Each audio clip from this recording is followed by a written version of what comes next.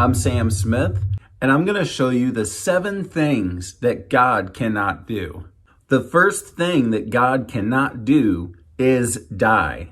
Psalms 102, verse 27, it says, "But you are always the same. You will live forever." Isn't it wonderful that we serve a God that is everlasting?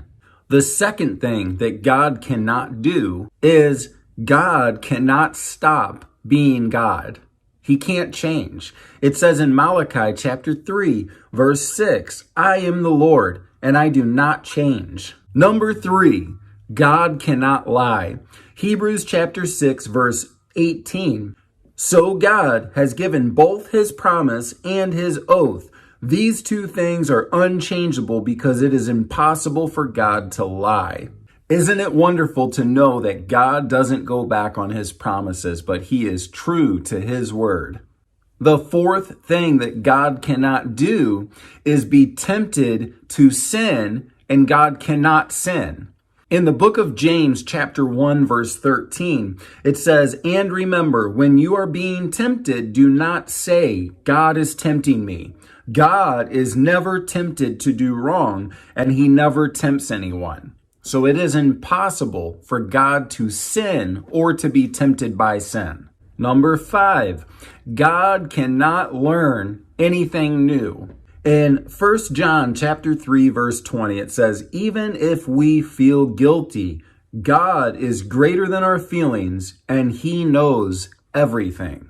So there is nothing that God can learn because he knows it all. The 6th thing that God cannot do is lose his children. If you are a true child of God and you have been sealed by his Holy Spirit, then you cannot be lost by God.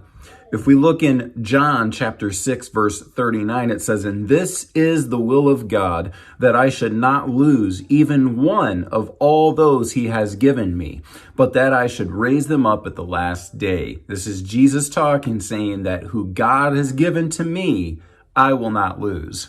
Last but not least, the 7th thing that God cannot do is he cannot allow his church to be defeated. If we look in Matthew chapter 16, verse 18, "Now I say to you that you are Peter," which means rock, "and upon this rock I will build my church, and all the powers of hell will not conquer it." God is true to his word.